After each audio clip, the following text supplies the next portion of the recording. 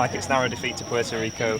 The lads made a good game of it though. How do you assess the whole game? It was tough. I think, certainly first half we made hard work for it ourselves.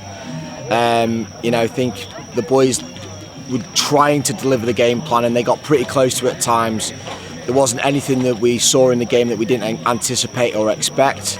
It was just one of those where it took us a little while to get going, and then when we got going, maybe it was a little bit too much of a hill to climb, but we kept going, and that's all I could ask for the boys. Like you say, they kept going. You must be proud of the boys. They grew throughout the game. They really took it to them in that fourth quarter. You must be proud of them. Massively. We work on stuff in practice, and sometimes you think we might not use that in the tournament, but we emptied all of our pressure sets defensively, all of our offensive sets to go and try and give ourselves a chance to go win it, or at least take it to OT, and we did that. We got the ball on the floor, we turned the ball over, we generated chances.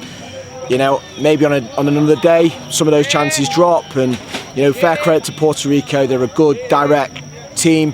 They've pushed teams in this tournament every single game, so we knew we were up against a tough challenge. And do you know what, my most pleasing moment today was actually seeing some of our young Lions really stepping up to that challenge.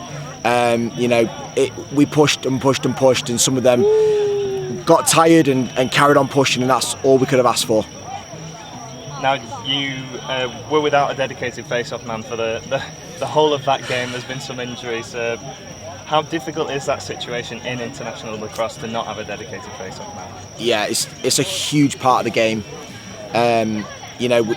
Unfortunately, we got one that's out for the tournament and one that's not able to play today through medical, and it's tough. Going out there. You bring two dedicated guys to a tournament, and you think if one of them goes, at least you got the other one. And when both of them go, it's really hard. But hey, we had Oscar McCarthy step in, Alex TW step in, and step up. And for them, that is something we talk about a lot, is that person over player, and them almost to some extent sacrificing their role in the tournament and really taking it in that regard. It's part of that learning experience. They really made the most of it, and it's hard for us. We know in that game, if we had a face-off, we would have probably got a few more possessions and might not have been quite as challenging at the end. But it's one of those. It's a bitter pill to swallow. But we made the most of it, and I'm happy that the boys that did absolutely delivered on that themselves. And you've got to part that now, because there's a final game tomorrow, a 7th place game against Jamaica. England have beaten them once already this tournament. What's the plan there? How do you prepare the lads to go again?